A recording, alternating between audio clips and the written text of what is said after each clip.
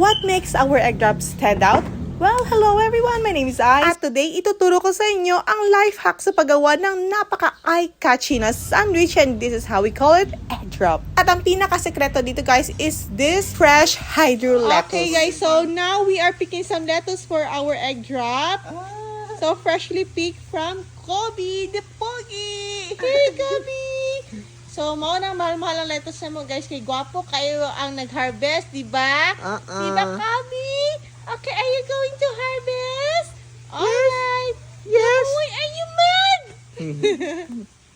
Kobe, why are you mad? Yes. Why are you mad? So, let's go pick some lettuce for our egg drop. So, here guys, hydro lettuce. Naundan talaga naman nag-add ito ng vibrant sa ating egg drop sandwich. And not only that, it's packed with premium meat and loaded with cheese. Thank you so much!